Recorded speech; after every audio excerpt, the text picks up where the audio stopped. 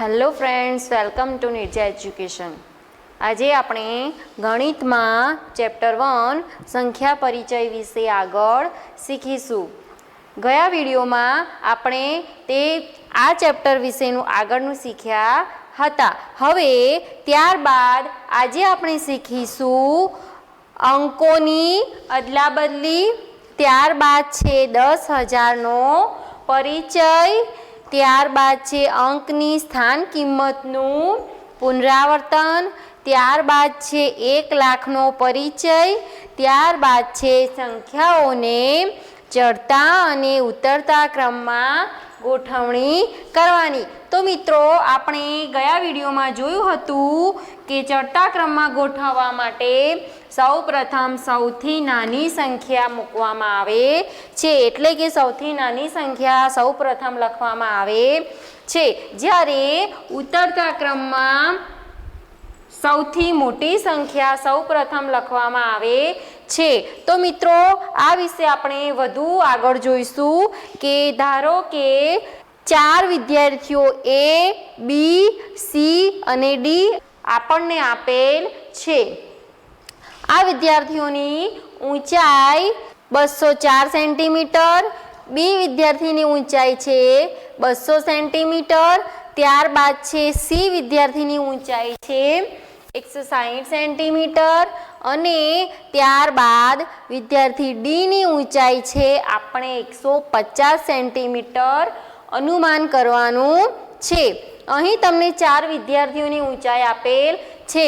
આ ઊંચાઈને જો ચડતા અને ઉતરતા ક્રમમાં ગોઠવવાની હોય તો આપણે આગળ જોયું તેમ ચડતા ક્રમમાં સૌથી નાની સંખ્યા સૌપ્રથમ લખવામાં આવે છે, એટલે કે A, B, C અને D આ 4 જે વિદ્યાર્થીઓ છે તેમાંથી સૌથી ઓછી ઊંચાઈ ધરાવતા વિદ્યાર્થીની ઊંચાઈ આપણે સૌપ્રથમ લખીશું। તો અહીં 204, 200 સેન્ટીમીટર, 160 સેન્ટીમીટર અને 150 સેન્ટીમીટર। તો મિત્રો, આપણે અહીં જોઈ શકીએ છીએ કે સૌથી ઓછી ઊંચાઈ છે 150 સેન્ટીમીટર, ત્યારબાદ છે 160 સેન્ટીમીટર, ત્યારબાદ છે 200 સેન્ટીમીટર અને છેલ્લે 204 સેન્ટીમીટર।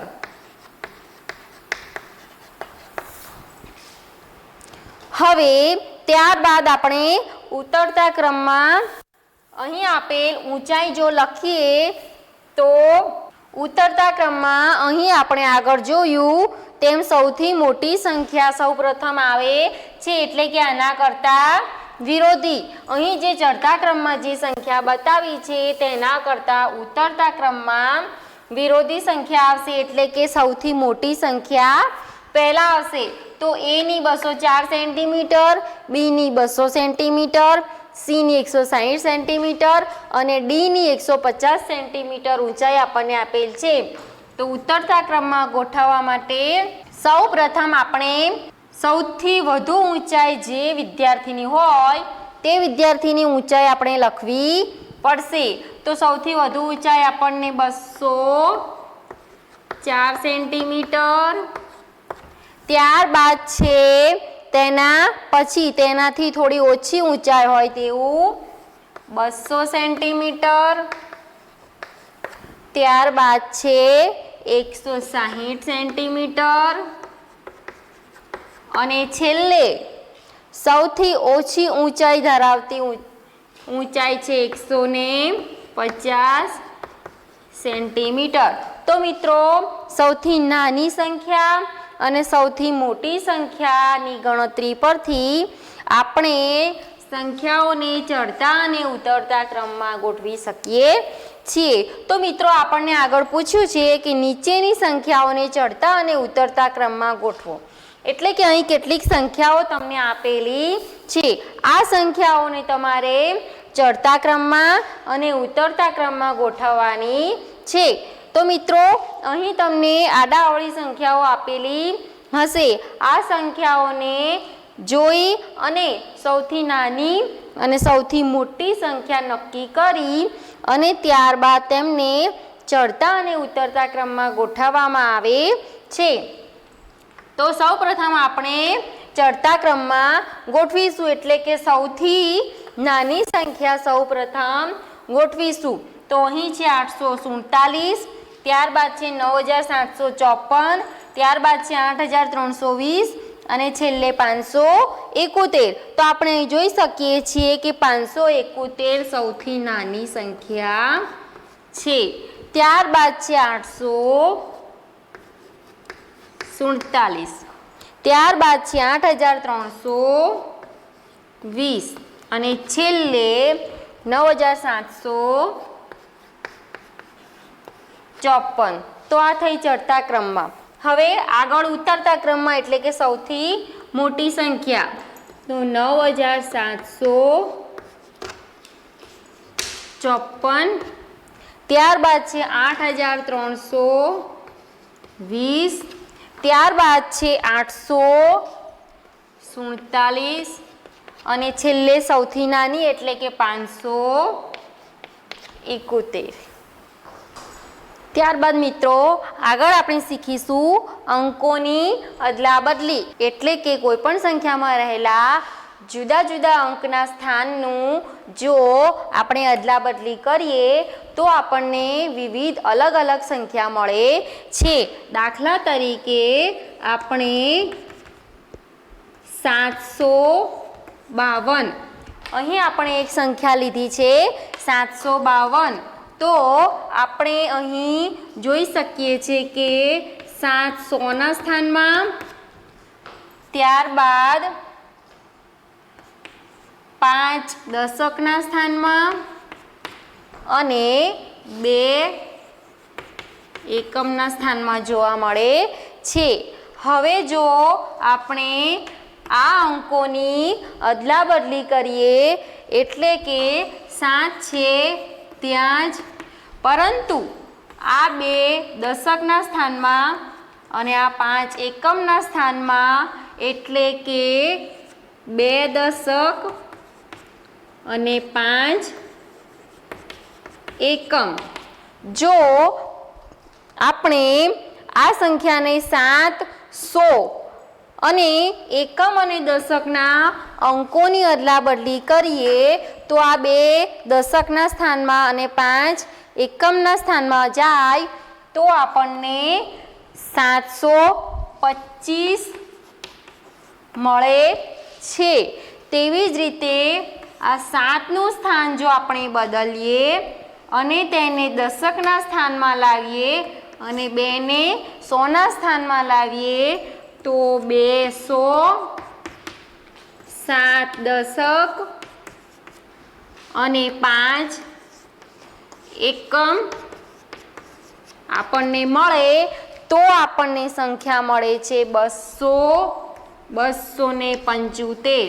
તો આપણને 275 મળે છે. તો જોયું મિત્રો, અંકોની અદલાબદલી કરતા એટલે કે અંકોના સ્થાનનું ફેર કરતા, અંકોના સ્થાનની અદલાબદલી કરતા આપણને અલગ અલગ સંખ્યા મળે છે. સૌપ્રથમ 752, ત્યારબાદ 725 અને ત્યારબાદ આપણને 275 મળે છે. તો મિત્રો આ સિવાયની સંખ્યાઓ પણ તમે જાતે મહાવરો કરી શકો છો. તો મિત્રો આગળ આપણે શીખીશું 10,000નો પરિચય. તો સૌપ્રથમ આપણે જોઈશું એક અંકની સૌથી મોટી સંખ્યા એટલે કે 9. 9ની અંદર 1 ઉમેરીએ તો આપણને 2 અંકની સૌથી નાની સંખ્યા એટલે કે 10 મળે છે. ફરીથી મિત્રો, એક અંકની સૌથી મોટી સંખ્યામાં જો આપણે 1 ઉમેરીએ તો આપણને 2 અંકની સૌથી નાની સંખ્યા એટલે કે 10 મળે છે. તેવી જ રીતે આપણે આગળ જોઈશું કે 2 અંકની સૌથી મોટી સંખ્યા એટલે કે 99માં 1 ઉમેરીએ તો આપણને 3 અંકની સૌથી નાની સંખ્યા એટલે કે 100 મળે છે. આગળ મિત્રો જોઈશું 3 અંકની સૌથી મોટી સંખ્યા એટલે કે 999માં આપણે 1 ઉમેરીએ તો 4 અંકની સૌથી નાની સંખ્યા મળે છે એટલે કે 1000 મળે છે. ત્યારબાદ આગળ જોઈશું કે 4 અંકની સૌથી મોટી સંખ્યા એટલે કે 9999માં 1 ઉમેરીએ તો 5 અંકની સૌથી નાની સંખ્યા એટલે કે 10,000 આપણને મળે છે. હવે આપણે જોયું મિત્રો કે 10 એટલે કે 10 ગુણ્યા 1 હોય તો આપણને જવાબ મળે 10. ત્યારબાદ છે 100 આપણને 10 ગુણ્યા 10 કરીએ તો આપણને 100 મળે છે. હવે 1000 એટલે કે 10 ગુણ્યા 100 કરીએ તો આપણને 1000 મળે છે. અને છેલ્લે 10,000 એટલે કે આ 10,000 આપણને 10 વખત 1000 ગુણીએ તો આપણને 10,000 મળે છે એટલે કે 10 ગુણ્યા 1000 બરાબર 10,000 મળે છે. ત્યારબાદ મિત્રો આપણે આગળ જોઈશું સ્થાન કિંમતનું પુનરાવર્તન એટલે કે કોઈ પણ સંખ્યામાં રહેલા અંકની સ્થાન કિંમત. તો અહીં આપણને 4 અંકની અને 5 અંકની સંખ્યા જોઈશું. તો સૌપ્રથમ આપણે જોઈશું 4 અંકની સંખ્યા. 4 અંકની સંખ્યા ધારો કે આપણે લઈએ 5278. તો અહીં આપણે એકમ, દશક, સો અને હજાર. તો આપણે અહીં એવી રીતના ખાના બનાવીશું: એકમ, દશક, સો અને હજાર. તો મિત્રો આપણે અહીં એકમમાં 8 એકમ, 7 દશક, 2 સો અને 5 હજાર. 5200, 7 દશક અને 8 એકમ લખી શકાય. તો હવે મિત્રો આપણે આ સંખ્યાને વિસ્તૃતીકરણ કરવા માટે અહીં જે 1000 છે, 1000ના સ્થાનમાં આવેલ અંકને 1000 સાથે, 100ના સ્થાનમાં આવેલ અંકને 100 સાથે, દશકમાં આવેલ અંકને 10 સાથે અને એકમના અંકમાં આવેલ અંકને 1 સાથે ગુણવામાં આવે છે. અહીં 5000 એટલે કે 5 ગુણ્યા 1000 વત્તા 2 ગુણ્યા 100 વત્તા 7 ગુણ્યા 10 વત્તા 8 ગુણ્યા 1 બરાબર 5000 વત્તા 200 વત્તા 70 વત્તા 8 એટલે કે 5000 વત્તા 200 એટલે કે 5200 વત્તા 70 એટલે કે 5270 અને આ 8 એટલે કે 5278. તેને શબ્દોમાં 5278 એટલે કે 5278 ને શબ્દોમાં 5278 લખી શકાય છે. આ સિવાય મિત્રો બીજી સંખ્યાઓનો તમે જાતે પણ મહાવરો કરી શકો છો. આ રીતે બોક્સ બનાવી અને તેના સ્થાન પ્રમાણે 1000 હોય તો 1000 સાથે, 100ના સ્થાનમાં હોય તો 100 સાથે, દશકમાં હોય તો 10 સાથે અને એકમના સ્થાનમાં હોય તો 1 સાથે ગુણાકાર કરી અને સંખ્યા મેળવી શકો છો. ત્યારબાદ મિત્રો આપણે આગળ જોઈશું 5 અંકની સંખ્યાની સ્થાન કિંમતનું પુનરાવર્તન. વર્તન એટલે કે 5 અંકની સંખ્યા હોય, ધારો કે આપણે એક્ઝામ્પલ તરીકે 45,278 સંખ્યા લઈએ છીએ, તો મિત્રો જ્યારે પણ 5 અંકની સંખ્યા હોય તો એકમ, દશક, 100, 1000 અને 10,000 સુધીના સ્થાન કિંમત આવે છે, એટલે કે 10,000 સુધીનું સ્થાન ધરાવે છે। તો આપણે અહીં આગળ દર્શાવ્યું તેમ આગળ આપણે 1000 સુધી દર્શાવ્યું હતું, અહીં આપણે 10,000 સુધી દર્શાવીશું, એટલે કે એકમ, દશક, 100, 1000 અને 10,000।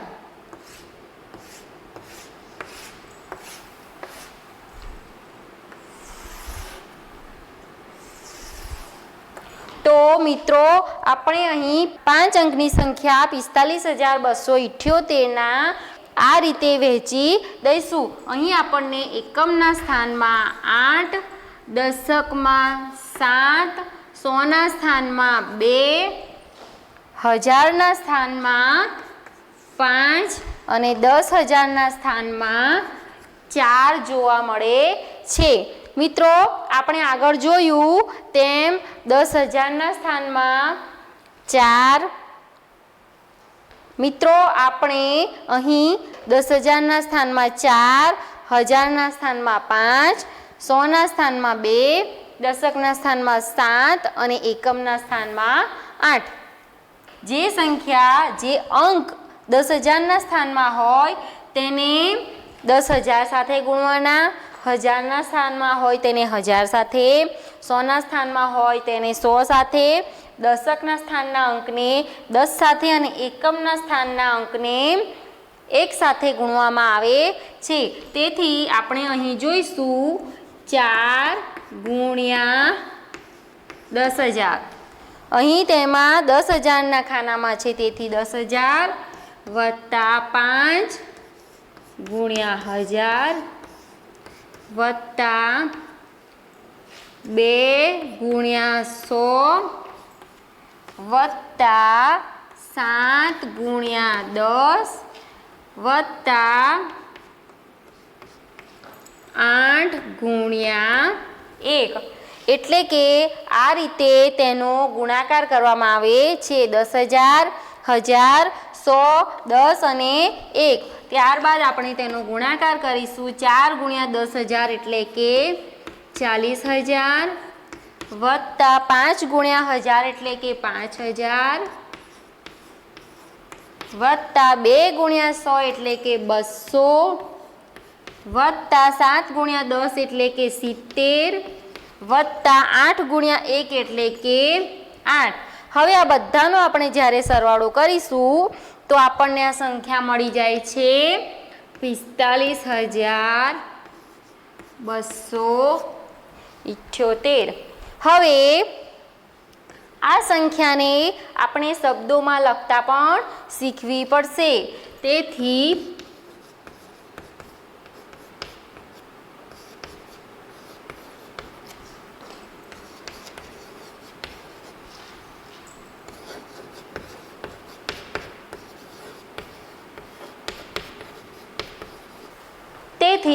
આપણે તેને આ સંખ્યાને 45,278 જેવી રીતે આપણે આ સંખ્યા બોલીએ છીએ તેવી જ રીતે તેને લખવા માટે 45,278 લખી શકાય છે। તો મિત્રો આજનો મારો આ વિડીયો પૂરો થયો। જો તમને મારો આ વિડીયો ગમ્યો હોય તો લાઈક કરો, શેર કરો અને નિર્જા એજ્યુકેશનને સબસ્ક્રાઈબ કરો। Okay, thank you.